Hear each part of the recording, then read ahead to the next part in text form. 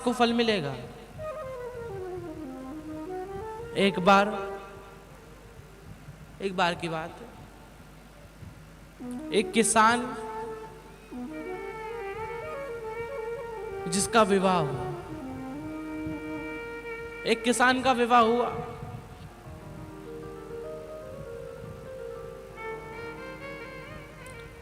उसका एक बच्चा हुआ, एक लड़का हुआ। 2-4 महीने 6 महीने बच्चे को हुए थे।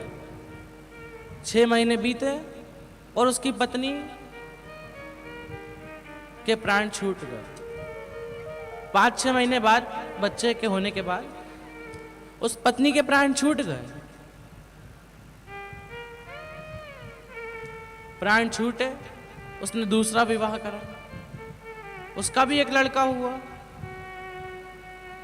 3 महीने बीते, फिर पत्नी के प्राण छूट गए। उसने सोचा कि अब मैं विवाह नहीं करूंगा। अब दोनों भाई, दोनों सौतेली मां के बेटे बड़े हुए, धीरे धीरे बड़े हुए। थोड़ा समय आया, थोड़ा समय बीता, वो किसान जो था उसके भी प्राण छूट गए। प्राण छूटे, प्राण छूटने से पहले वो किसान ने अपने बड़े बेटे का विवाह करवा दिया था। जो उसकी पहली पत्नी थी उसके बेटे का विवाह करवा दिया था, क्योंकि उस बड़ा हो गया था। विवाह करवाया, 3-4 महीने बीते, किसान के भी प्राण छूट गए। प्राण छूटे, बहुत जमीन किसान की, बहुत 100-200 एकड़ जमीन। अब किसान की जमीन बहुत सारी, वो उसके प्राण छूट गए। थोड़ा समय बीता, अब वो जो छोटा भाई था, उनका छोटा भाई था, सौतेली माँ का बेटा, उसकी तबीयत भी बहुत खराब होने लगी है। तबीयत खराब हुई, बहुत पैसा लग गया। बड़े भाई ने बहुत पैसा लगाया उसकी तबीयत ठीक करने में, बहुत पैसा, 20-30 हजार की दवाइयाँ हर महीने, बहुत पैसा उसके इलाज में पैसा लगा। और धीरे धीरे उसकी हालत और बिगड़ने लगी।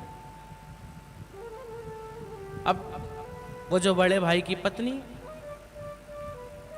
उसकी पत्नी ने कहा कि वैसे भी तो सौतेली माँ का बेटा है, वैसे भी सौतेली माँ का बेटा है, मर जाने दो।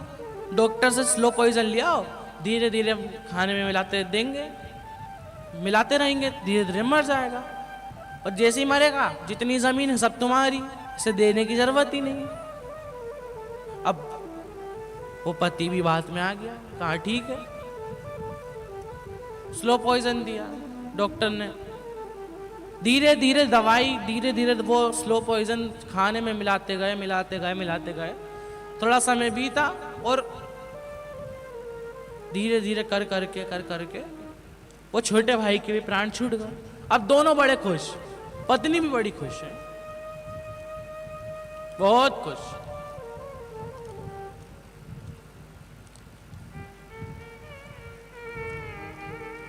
वो दोनों पति पत्नी बड़े खुश हुए कि अब तो सारी जमीन हमारी। जैसे ही वो भाभी का देवर मरा, थोड़े समय बाद वो उसकी पत्नी को एक बच्चा हुआ।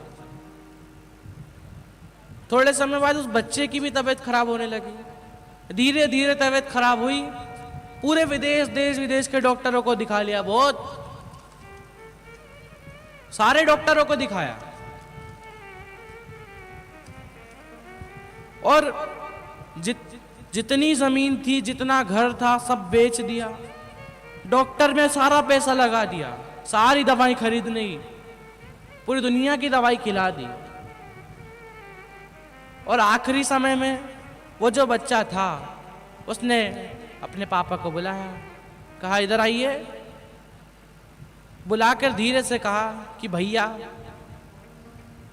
जितना मेरे हक का था, जितना मेरे हक का बचा था, उससे 2 गुना आज लेकर जा रहा हूं। आपने मुझे स्लो पॉइजन देकर तो मार दिया, लेकिन आज मैं आपके बच्चे के रूप में वापस लौट कर आया हूं, और जितना आपने पैसा मुझसे छीना था, उससे 2 गुना पैसा लेकर मैं जा रहा हूं। अब वो उसके पिताजी ने कहा कि बेटा, तू तो मेरा बेटा है, तू मेरा भाई कब से हुआ? कहा कि आपने ही मुझे मारा था ना, आपने ही तो मेरे प्राण लिए थे, और मैं वापस आज आपके छोटे भाई के रूप में, आपके बच्चे के रूप में यहां पर आया हूं, और 2 गुना पैसा लेकर जा रहा हूं। इसलिए कर्म हमेशा ऐसे करना, कर्म हमेशा अच्छे करना, कि बाद में हमें भोगने की जरूरत ना पड़े। पुनरपि जननम पुनरपि मरणम से हमें मुक्ति मिल जाए, वापस जन्म लेने की जरूरत ना पड़े। इसी जन्म में इतना पुण्य कर लो, इतना सत्कर्म कर लो कि आगे चलकर फिर हमें दूसरा जन्म लेने की जरूरत ना पड़े इसे भोगने के लिए।